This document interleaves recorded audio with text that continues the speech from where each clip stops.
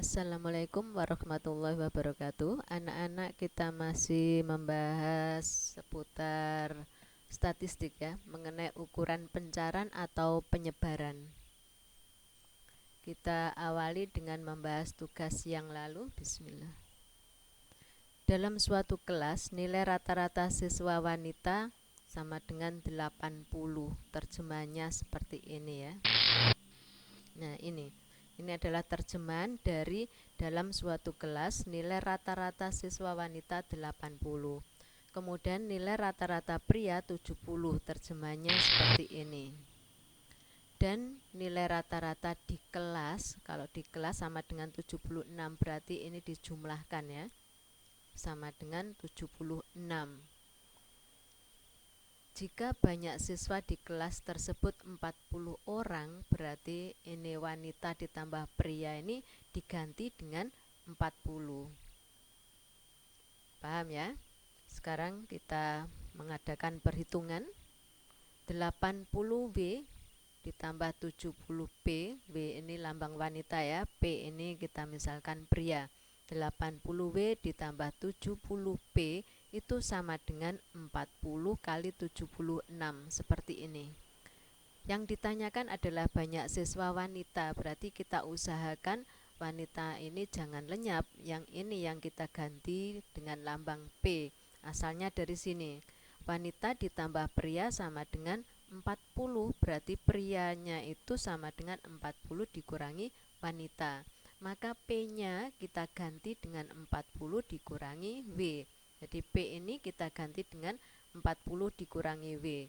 Maka ini menjadi 70 kali 40 dikurangi W. Sama dengan, ini kalau kita kalikan 3040. Kita lanjut.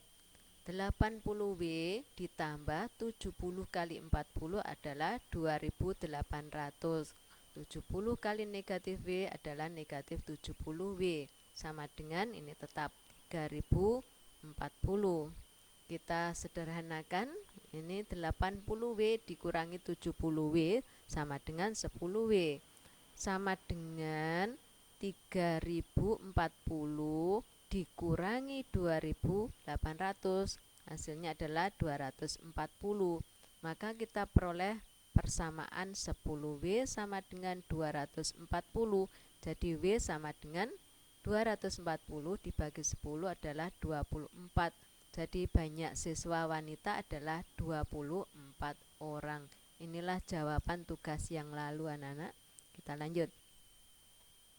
Kita mulai ukuran pencarian atau penyebaran. KD yang kita pelajari bisa kalian baca di buku pegangan siswa.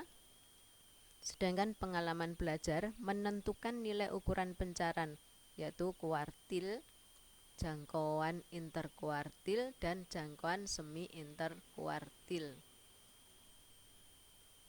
Yang kita bahas pada bab ini hanyalah pada data tunggal yang meliputi jangkauan atau rentangan. Jangkauan atau rentangan itu adalah data atau datum tertinggi dikurangi data terendah. Kuartil ada 3, kuartil 1 yaitu kuartil bawah. Q2 atau kuartil 2, kuartil 2 ini nama lain adalah median. Kuartil 3 adalah kuartil atas. Jangkauan interkuartil lambangnya adalah HR. Dua-duanya huruf besar, hanya saja penulisannya R-nya ini dikecilkan agak ke bawah ya. Sedangkan jangkauan interkuartil atau HR rumusnya adalah Q3 dikurangi Q1. Q3 itu tadi ini kuartil atas, Q1 kuartil bawah. Jangkauan semi interkuartil atau simpangan kuartil dilambangkan dengan HD. H huruf besar, D huruf kecil. Ini agak ke bawah menulisnya. Rumusnya adalah setengah dari HR, setengah dari ini. Ini supaya diingat-ingat rumusnya. Kita lanjut. Contoh jangkauan. Jangkauan adalah datum tertinggi dikurangi datum terendah. Contohnya seperti ini. Dari data berikut, tentukan jangkauannya. Jika diurutkan seperti ini. Kalau sudah diurutkan, maka bisa dengan mudah kita cari jangkauannya. Nilai yang tertinggi di sini adalah 8, nilai terendah 5, berarti jangkauannya adalah 8 dikurangi 5 sama dengan 3. Paham ya? Kita lanjut.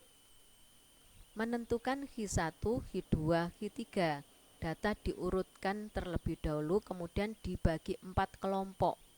Ini kelompok 1, kelompok 2, kelompok 3, kelompok 4. Masing-masing kelompok ini anggotanya sama, jadi banyaknya anggota maksudnya.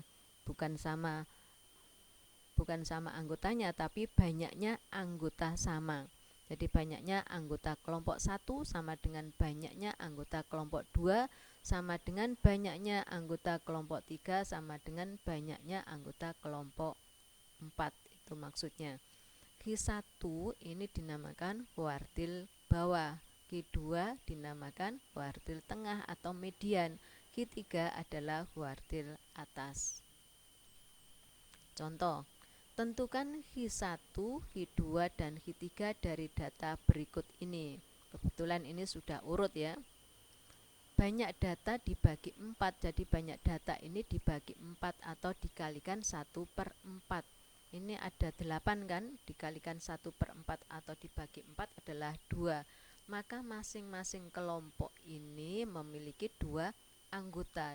Jadi kelompok 1, kelompok 2, kelompok 3, kelompok 4 ini masing-masing memiliki 2 anggota.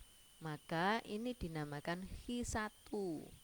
H1-nya adalah di antara 5 dan 6, maka ini kita jumlahkan dibagi 2 sama dengan 5,5. Kemudian H2 ini di sini tempatnya antara 6 dan 7, berarti 6 ditambah 7 dibagi 2 yaitu 6,5. H3 7 ditambah 8 dibagi 2 sama dengan 7,5. Kita lanjut, contoh lagi. Tentukan H1, H2, dan H3 dari data berikut ini. Setelah diurutkan, ini kebetulan sudah saya urutkan ya, dibagi 4 atau dikalikan 1/4 sama dengan 2,5. Jadi tiap-tiap kelompok ini 2,5. Nah ini tengah-tengahnya ya, ini 2,5, ini tengah-tengahnya, ini juga 2,5 di sini juga 2,5. Maka ini tengah-tengahnya dari kelompok 1 dan kelompok 2, tengah-tengahnya di sini, inilah yang dinamakan H1. Ini dinamakan H2, ini adalah H3. Jadi H1-nya adalah 5, H2-nya ini kita rata-rata 5 ditambah 6 dibagi 2 sama dengan 5,5. H3-nya adalah ini sama dengan 7. Paham ya? Kita lanjut. Nilai rapot Doni sebagai berikut. Tentukan kuartil bawah, median, kuartil atas, jangkauan interkuartil, simpangan kuartil atau jangkauan semi interkuartil. Data diurutkan, ini sudah diurutkan. Kuartil bawah atau H1. Langkah awal supaya lebih mudah kita cari yang tengah-tengah atau mediannya di sini. Ini mediannya H2. Kemudian kita cari H1 berada di sini. Kita cari H3. Ya, maka H1-nya adalah 6, H2-nya 7, H3-nya 8. Jangkauan interkuartil ya, jangkauan interkuartil atau QR itu sama dengan H3 dikurangi H1. Ini rumusnya. H3 adalah 8, H1 6. 8 dikurangi 6 adalah 2. Untuk yang E, simpangan kuartil atau jangkauan semi interkuartil. Lambangnya adalah HD, rumusnya setengah dari HR. HR-nya ditemukan 2, berarti setengah dari 2 adalah 1. Sekarang perhatikan, kalian amati di sini ada jangkauan interkuartil, ada jangkauan semi interkuartil.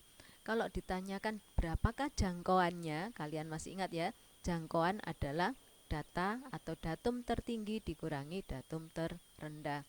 Kalau ditanyakan jangkauan saja, yaitu 9 dikurangi 5 sama dengan 4. Kalau ditanyakan jangkauan interkuartil sama dengan 2. Jangkauan semi interkuartil sama dengan 1. Paham ya anak-anak? Ya, saya kira sudah jelas semuanya. Saya harapkan kalian tetap semangat dan jaga kesehatan. Terima kasih atas perhatian kalian. Wassalamualaikum warahmatullahi wabarakatuh.